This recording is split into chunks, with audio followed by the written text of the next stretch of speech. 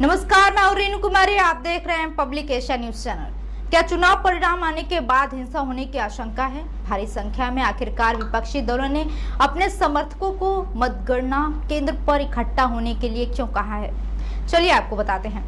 दरअसल चुनाव परिणाम आने के बाद हिंसा होने की आशंका जताई जा रही है, जिसे लेकर प्रशासन ने सुरक्षा बढ़ा दी है। ऐसा इसलिए क्योंकि चुनाव परिणाम के बाद हिंसा होने की आशंका बढ़ गई है। विपक्षी दलों के बयानों से इस बात की आशंका पैदा हो गई है कि अगर अंतिम चुनाव परिणामों में विपक्षी की हार होती है तो विपक्षी दल सड़कों पर उतर सकते हैं। इसलिए विपक्षी दलों ने अपने समर्थकों को भारी संख्या में मतगणना केंद्र पर इकट्ठा होने के लिए कहा है। विपक्षी पहले ही ईवीएम में गड़बड़ी और जिलाधिकारियों के माध्यम से चुनाव परिणाम प्रभावित करने की आशंका जताई है। इस बात की संभावना हो सकती है कि यदि चुनाव परिणाम विपक्ष के विपरीत आए तो उनके समर्थक अलग अलग जगहों पर हिंसा प्रदर्शन कर सकते हैं। विपक्ष की इन बयानबाजियों के बीच सुरक्षा एजेंसियों ने हर स्तर पर सुरक्षा बढ़ाने का दावा किया है। बता दें, दिल्ली पुलिस ने सुरक्षा केंद्रों पर जवानों की तैनाती बढ़ा दी है। हर मतगणना केंद्र पर जवान आने जाने वालों पर कड़ी नजर रखे हुए हैं। बता दें, इसे लेकर उत्तर प्रदेश के वरिष्ठ अधिकारी ने मतगणना के बाद किसी हिंसा की आशंका से इनकार नहीं किया है।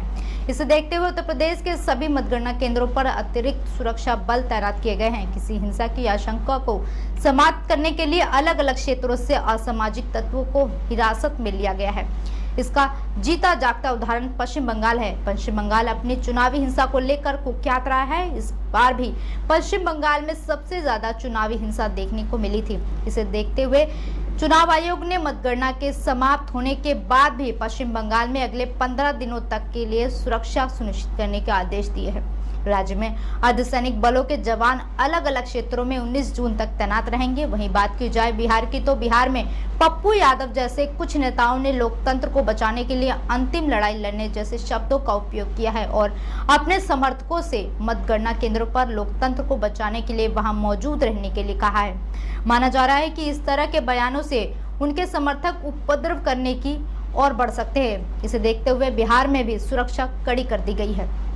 फिलहाल अभी लोकसभा चुनाव के रुझानों में एनडीए ने बढ़त बना ली है। हालांकि विपक्षी गठबंधन भी टक्कर दे रहा है। कई राज्य हैं जहां कड़ा मुकाबला है। कई हॉट सीटों पर चौंकाने वाले रुझान सामने आए हैं। दोपहर तक तस्वीर साफ हो जाएगी केंद्र में किसकी सरकार बन रही है। ऐसी तमाम जानकारी के लिए देखते रहें पब्लिक एशिया न्यूज चैनल। नमस्कार।